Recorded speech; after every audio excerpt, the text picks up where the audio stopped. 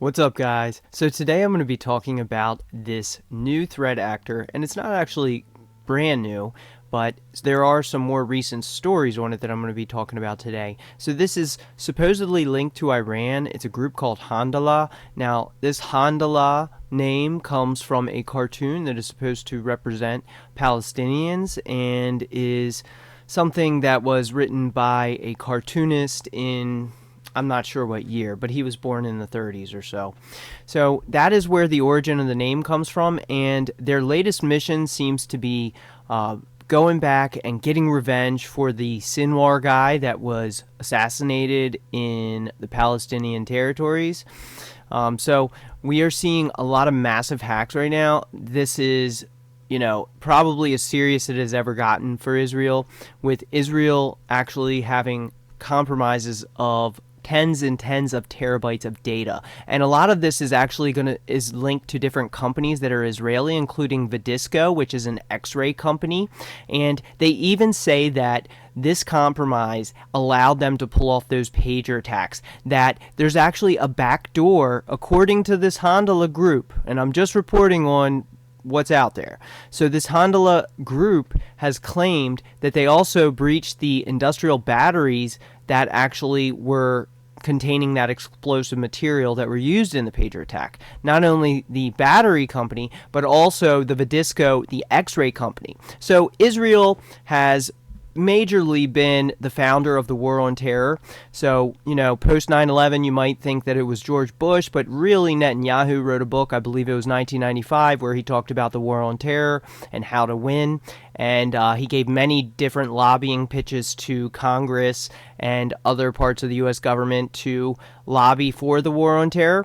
Of course, that didn't get much pickup until 9/11 happened. And after 9/11 happened, of course, more lobbying efforts came in to incorporate Israeli companies into the surveillance infrastructure in the United States and other countries around the world. Companies like Elbit Systems and others, including this Vidisco company that does the x-rays. Well, according to Handala, they say they compromised this company. And actually, Kevin Beaumont, who is a reporter in cybersecurity realm, he actually said that he has confirmed with sources that this Vidisco X-ray company hack was real, and that they have, the people who verified it for him have significant cybersecurity incidents running and includes data exfiltration, meaning that data was exfiltrated from the network of Vidisco and then distributed later on. So they have an account, apparently this Handala group has an account on Telegram. I don't have Telegram. The traffic for the attacks is originating from Iranian IP addresses. So it may be an Iranian attacker, and there's a good chance it is because, as we know, there's been a lot of avoidance of a real hot war by Iran. So numerous strikes have occurred between Israel and Iran, and in the end, it seems like Iran is trying to avoid a broader, more hot war. So it looks like they're taking to the cyber realm to get into a safer type of warfare in a way. But pretty dangerous to Israel if this all is confirmed because of the amount of data that has been taken, and it's also connecting to several different things, including the Israeli Atomic Energy Commission. And there are reports saying that this could really have serious implications for Israel on the international stage and in their allied relationships. Who knows what kind of data is out there? Well, since I don't have Telegram, I did follow them on the X platform or Twitter, so it looks like, I wanted to kind of get more of a look at some of this data without actually downloading it all. And be very careful. Don't ever download data that is supposedly a leak. You don't really know. I mean, sure, if you know what you're doing, you can go ahead and do it, if, within the realm of legality. But don't actually run files on your system that you don't understand, because some of these things can be faked as well, so you don't really know for sure if this is a real leak. There's no definitive proof if all of these files are authentic. And even so, there could be backdoors planted in different files, and possibly, and there are, embedded links and different things that could make requests that could, directly leak your IP address and possibly do more to your system. So just be very cautious about that. You may be curious about this attack. So far, I'm just scrolling through their Twitter, and it looks like they have done this as a revenge on the death of Sinwar. So that is the motive here, at least on the latest attacks. And apparently they compromised a company called Silicom, and that is actually one of the largest Israeli companies linked to Unit 8200, which is Unit 8200. It's pretty much the NSA of Israel. So the National Security Agency of the Israeli state is known as Unit 8200. It's a military intelligence unit that is probably the most advanced in their country and in the pretty much one of the most advanced in the entire world. They are highly specialized and very talented individuals, and they start them off really early in this. So this is something that could be very serious. There's also a lot of different videos and things that they have leaked out there, and they do look like private videos. And they even say things like, we can't show you all of the videos, meaning, it's kind of hinting at some of these parties might have gone a little further than they may have wanted to be leaked out. So I guess we'll see what happens and what comes out. This hasn't really been in the news a whole lot, so I wanted to report on it because I thought it would be something interesting to talk about. And I haven't gone through all of this, but there's several posts and whatnot on different sites on the internet, data breaches, and as mentioned, some of this has been absolutely confirmed by those in the know. And there have been a lot of different hints and different links to different people as well. Some interesting relationships with the doctor of Netanyahu and some other people in his office. So I'm not going to go into some of the more private stuff, but you can check it out. I thought you might want to check it out. There are one of the parties, and they have different, various paperwork that they are slowly dripping out, and that is a strategy. It puts them on the edge of their seat when you drip out this stuff, and that is a common thing in the intelligence world. They just drip out data. It keeps people on the hook, keeps them watching, and it really drives them crazy.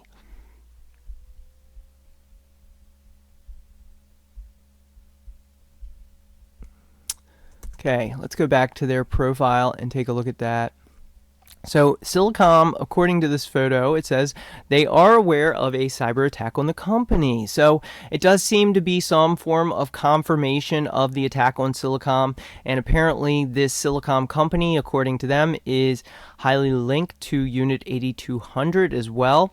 And just the fact that they say, or they claim, that they had compromised the X-ray companies that are used in the war on terror. Basically police state type technology. So obviously I don't really support this type of technology, especially when you lobby foreign governments and you pretty much have such a powerful lobbying effort that you can turn other countries into, well, not as free of a country. And of course the war on terror has really destroyed, it has destroyed a lot of people's rights. It has destroyed your privacy. And of course, with this channel being focused on privacy, of course, I'm just not a fan. I don't think there is any winning it. I think it is dangerous to fight a war on terror that is unwinnable.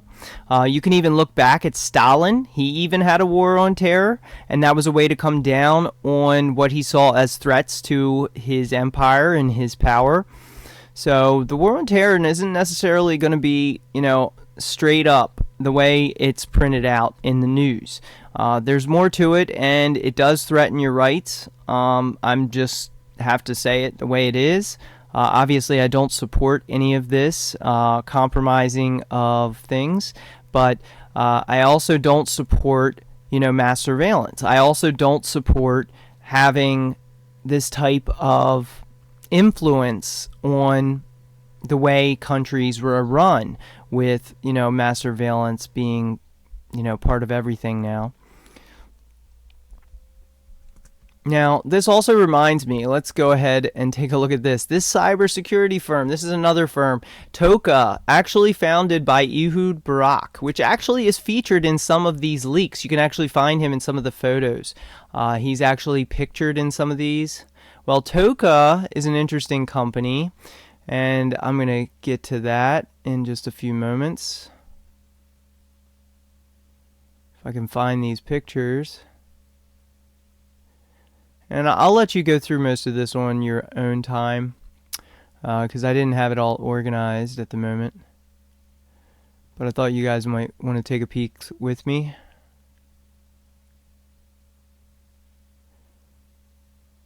And I am sure this is causing a lot of anxiety.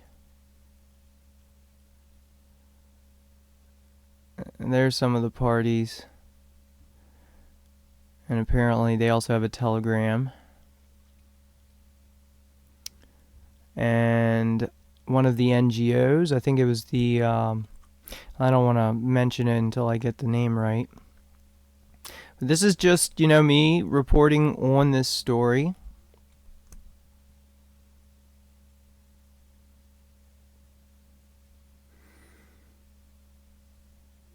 And it seems this group has been active at least since early 2024.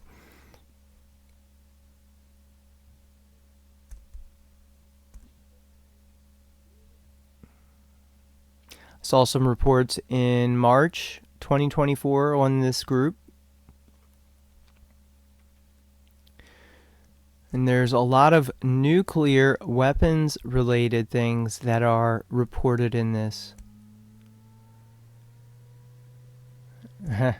So there's one of the pool parties. Apparently in some of this server data was stored a lot of different things, including things like passports. Apparently even the name of thousands of intelligence agents, if this reporting is true, that is, if all of this is true.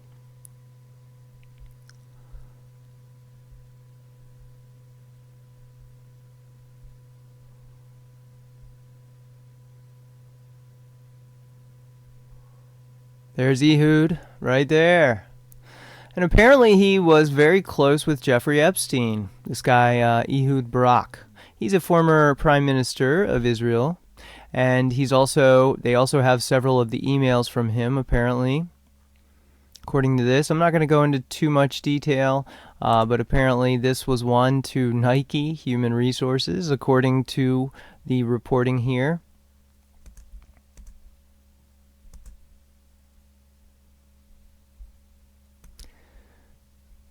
And this is an interesting pose here.